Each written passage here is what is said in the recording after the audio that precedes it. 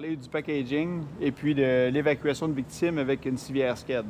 La civière SCED peut être utilisée autant en espace clos qu'en sauvetage vertical, donc en espace clos qu'on évacue une victime vraiment à la verticale, ou qu'on soit en sauvetage en hauteur à angle élevé, où ce qu'on a à appliquer une technique de sauvetage civière, ou encore à faire du sauvetage à angle faible, donc on peut utiliser la civière SCED. La civière SCED, il faut savoir d'emblée qu'elle va être utilisée pour une victime qui est inconsciente ou consciente, mais sans trauma.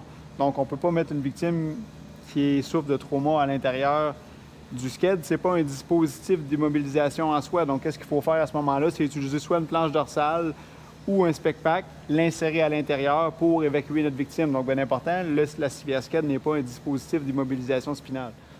Donc au niveau des composants de la civière SCED, c'est assez simple. On a la civière orange en soi.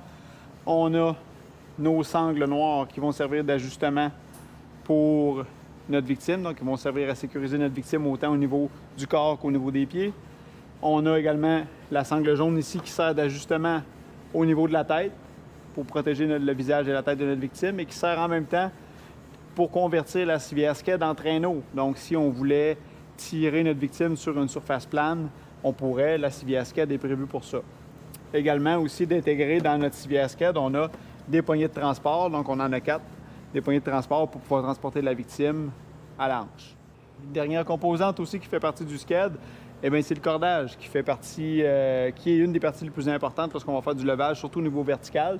Nous, comment on l'a installé avant toute intervention, c'est que le cordage, en fait, la civière est telle quelle comme ça.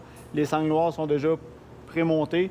Le cordage est déjà pré-faufilé à l'intérieur. Les nœuds sont déjà faits également, donc on a 2 nœuds plats à la base. Donc les nœuds sont déjà faits pour créer un petit aide-mémoire lorsqu'on va arriver, qu'on a besoin de cette civière-là sur une intervention. Et notre nœud en 8 double également est déjà fait au niveau de la tête. Donc le cordage est faufilé, les nœuds sont faits, prêts à intervenir. Donc advenant le cas où que votre cordage n'est pas déjà faufilé sur votre civière SCED, il y a 2 approches en fait qu'on peut faire avec le cordage. La première approche, c'est de venir se créer un point pivot ici en excluant la tête là, au niveau du cordage. Nous, comment on va l'utiliser? On va toujours inclure la tête dans notre scénario. Donc, le nœud en 8 double va toujours être au-dessus, dans le fond, à l'extérieur de la civière. On commence avec notre nœud. On insère les 2 côtés de cordage dans les trous au niveau de la tête. Par la suite, de l'intérieur vers l'extérieur, on passe notre cordage. Selon le fabricant, il faut passer le cordage à l'intérieur des 2 poignées. Donc, dans un premier temps, on va passer à la poignée au niveau de la poitrine. On va passer de l'extérieur vers l'intérieur de la civière au niveau de la taille. On va ressortir immédiatement à l'extérieur au niveau de la taille. On va venir chercher notre 2e poignée de transport. Donc, on va venir passer à l'intérieur de notre 2e poignée de transport.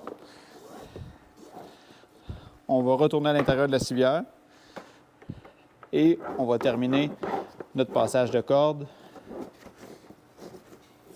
Donc, on va sortir au niveau des pieds, de par l'intérieur vers l'extérieur.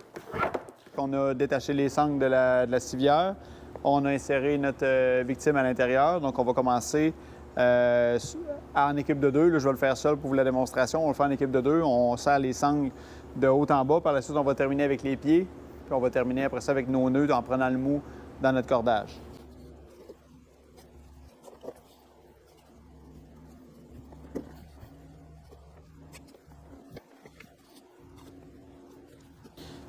Donc, aussitôt que nos sangles noires sont toutes parallèles, bien important de les mettre parallèles et non de les mettre en X pour ne pas créer un affaissement de la civière. Donc, aussitôt que nos 4 au niveau du corps sont faites, on va aller faire cela au niveau des pieds.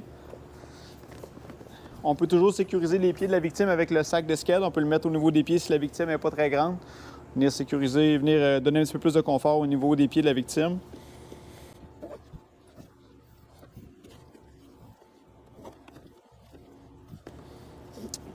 Donc, les pieds de la victime sont sécurisés. Donc, tout dépendant qu'est-ce qu'on a à faire par la suite, si on a à faire une évacuation à l'horizontale ou à la verticale. Bien, à la verticale, comme dans le cas qu'on va démontrer présentement, ça va être très important de venir appliquer les bons nœuds aux bonnes places pour sécuriser notre victime dans la civière. Donc, qu'est-ce qu'on fait? C'est qu'on vient se prendre le mou au niveau du cordage, pas trop non plus pour ne pas venir appliquer une force au niveau du visage de la victime. Donc, pour garder ça assez confortable, donc on vient prendre un peu de mou quand même, on vient bien le balancer. On prend du mou des deux côtés jusqu'en bas. On le fait des deux côtés.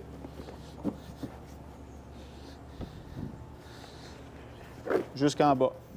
Donc, pour terminer, qu'est-ce qu'on va faire pour venir sécuriser notre civière sked? C'est qu'on va venir appliquer un nœud plat au niveau des pieds. On essaie de le faire quand même assez serré.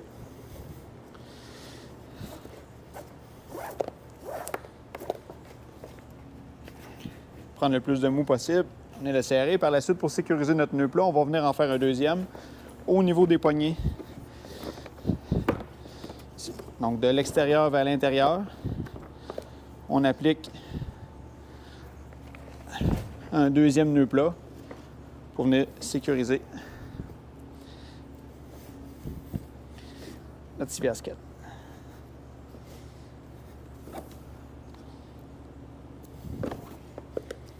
Et par la suite, on vient porter l'excédent de corde à l'intérieur. Et par la suite, il nous reste seulement à évacuer notre victime au niveau d'un système de remontée sur cordage. Qu'est-ce que je suggère, c'est de mettre autant la manœuvre que l'assurage au même point au niveau du nœud en 8 double à la tête.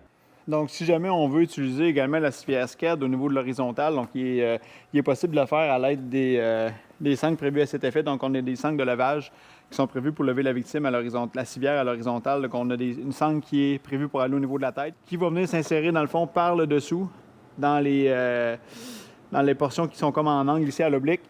Donc, on a une qui va venir s'insérer au niveau de la tête. On essaie de ne pas croiser notre sangle par en dessous. De l'extérieur vers l'intérieur. Et on a la même chose qui se répète au niveau des pieds. Par la suite, on peut venir rejoindre les sangles ensemble et appliquer notre technique de sauvetage civière ou tout simplement d'évacuer la victime à l'horizontale avec un cordage guide. Étant donné que les sangles ont quand même un angle assez large là, au niveau des attaches, qu'est-ce que je fais dans le fond, c'est que je viens mettre un mousqueton, un maillon rapide en triangle là, pour un peu améliorer l'efficacité de mon système. Je viens l'insérer directement dans ma plaque d'ancrage qui va servir de point de contact pour la manœuvre et l'assurage et également les points de contact pour mon sauveteur. Donc, lorsque nos sangles de lavage sont super bien installées, la victime devrait avoir un angle léger vers les pieds, donc la tête devrait se surélever un petit peu, donc on est capable de procéder technique d'évacuation de victime avec la civière sked avec ou sans sauveteur.